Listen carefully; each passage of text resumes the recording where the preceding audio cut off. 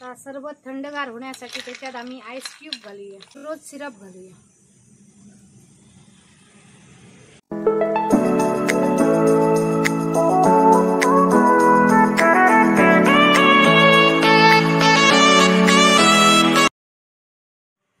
नमस्कार मित्रांनो, welcome to Sawant blogs 1394। मे महिना चालू झालेला आहे।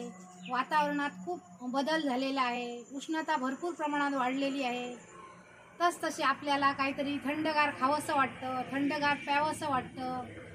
याचकरिता आज मी तुम्हाला कलिंगडाचं सरबत बनवून दाखवणार आहे आणि त्याच्यात मी आयुर्वेदिक डिंक म्हणजे गोंद कतिरा घालणार आहे आणि सब्जाच्या बिया घालणार आहे, रोज सिरप घालणार आहे आणि मस्त असा सरबत बनवूया। चला तर मग रेसिपीला सुरुवात करूया। हे पहा, मोठं असं एक कलिंगड घेतलेलं आहे आणि असा त्याला खाली असा पिवळा भाग असतो, म्हणजे परिपक्व असं कलिंगड झालेलं आहे आणि देठ पण एकदम ओला आहे, सुकलेला नाही, एकदम ताजं आहे। आता ते आम्ही कापूया। निसर्गाची पण काय किमया असते पाहिलात ना। या उन्हाळ्याच्या सीझनात ही कलिंगड भेटतात आणि त्याच्यात भरपूर प्रमाणात पाणी असतं आणि हे कलिंगड खाल्लं की पोट भरल्यासारखं होतं आणि लहानांपासून थोरांपर्यंत आवडतं। हे एकदम असं छान कलिंगड आहे। हे पहा, लाल लाल भडक असं। हे आता अर्ध आम्ही ठेवूया आणि अर्ध्याचं आम्ही सरबत बनवूया।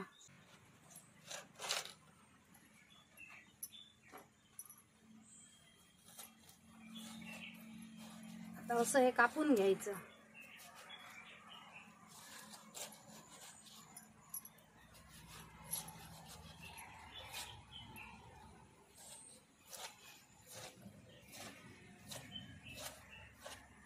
उभे आडवे त्याचे छोटे छोटे तुकडे बनवायचे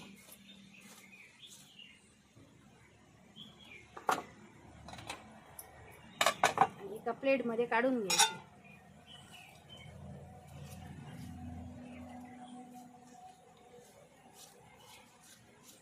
आता ह्याचे पण असे छोटे छोटे तुकडे करूया।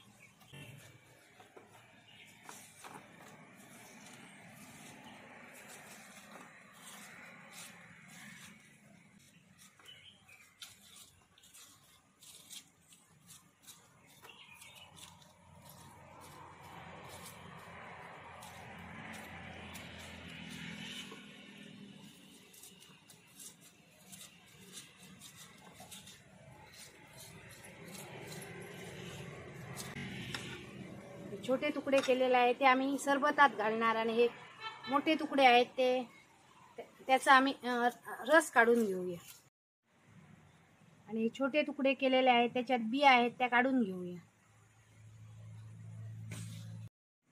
कलिंगडाच्या फोडी आहेत मोठ्या, त्या आम्ही एका चाळणीत घालूया आणि एक मॅशर घ्यायचा आणि मॅशरने अशा प्रेस करून घेऊया आणि रस काढूया। मग बिया पण वर राहतील आणि कलिंगडाचा चोथा पण वर राहील। फक्त रस आम्हाला पाहिजे तो आम्ही रस काढून घेऊ। मॅशरने व्यवस्थित असं मॅश करून घेतलेला आहे कलिंगड आणि छान असा रस काढलेला आहे आणि हा चोथा आहे ना तो फेकून द्यायचा, नाहीतर तुम्ही तोंडाला हातापायांना पण लावू शकता। उष्णतेमुळे टॅनिंग झालेली असते ना बॉडीला, ती निघून जाते आणि व्यवस्थित असा चेहरा होतो, हात पाय होतात।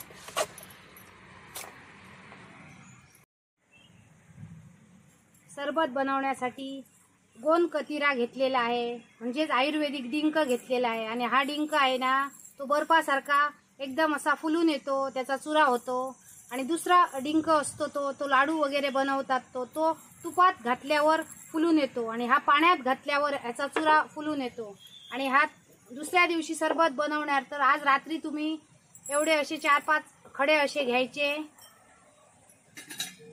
आणि त्याच्यात पाणी ओतून ठेवायचं रात्रभर। मग दुसऱ्या दिवशी हा सकाळी असा फुलून येणार आणि एकदम सफेद बर्फाचा चुरा तयार होणार हा आणि ह्याला चव नसते स्वतःची। तुम्ही ज्या पदार्थात घालणार त्या पदार्थाची ह्याला चव येणार, सुगंध पण नसतो। असा हा गोंद कतिरा एकदम आयुर्वेदिक असा हा डिंक आहे आणि हा मुद्दाम आणा तुम्ही, हा मेडिकल स्टोअर मध्ये भेटतो नाहीतर तुम्ही ऑनलाईन पण मागवू शकता। आणि त्याच्यासाठी मी सब्जा बिया घेतलेल्या आहेत आणि ह्या पण अशा भिजवून ठेवायच्या। हे अगोदर 1 तासात भिजवायच्या अशा, मग ते 1 तासाने फुलून येणार आणि मग ह्या अशा होणार।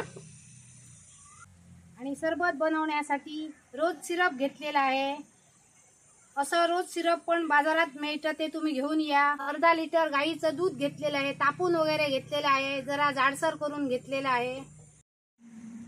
आता आम्ही त्याच्यात सब्जा बिया घालूया। ह्या एकदम शरीराला थंडावा देतात ह्या आणि आतून अशा शरीराला थंड असं करतात, म्हणून या सब्जाच्या बिया खायच्या गरमीच्या दिवसात।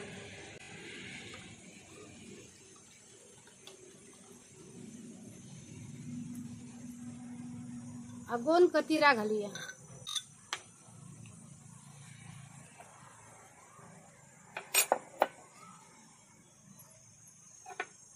त्याच्यात दूध घालूया।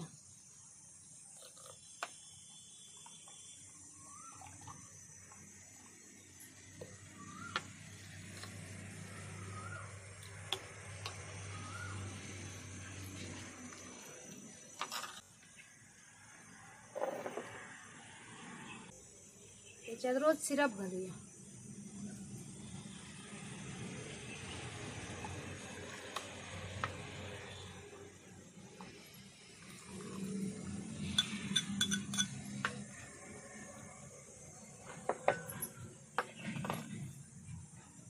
त्याच्यात कलिंगडाचे छोटे छोटे तुकडे घालूया।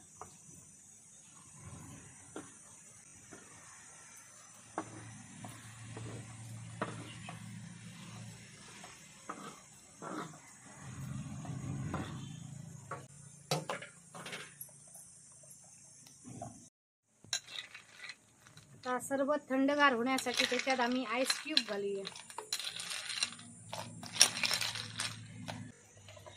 छान असं कलिंगडाचं सरबत तयार झालेलं आहे आणि त्याच्यात आम्ही साखर वगैरे वापरलेली नाही।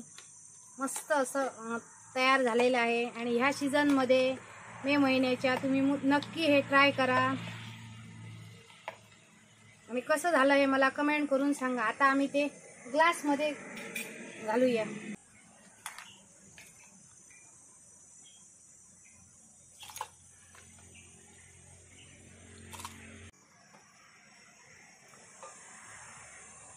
आता त्याच्यावर थोडं कलिंगड असं बारीक करून ठेवलेलं घालूया गार्निशिंगसाठी। त्याच्यावर थोडं रोज सिरप घालूया।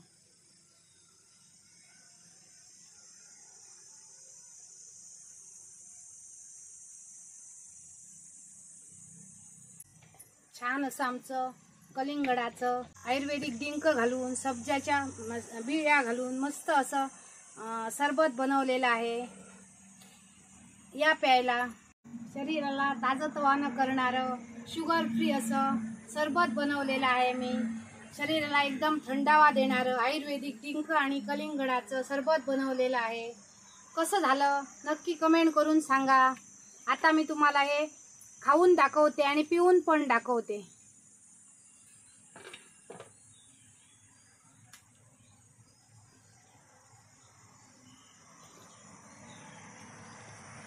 एकदम असं छान झालेलं आहे। ह्याच्यात आम्ही शुगर वगैरे साखर वापरलेली नाही आणि नॅचरल असा गोडवा आलेला आहे याच्यात।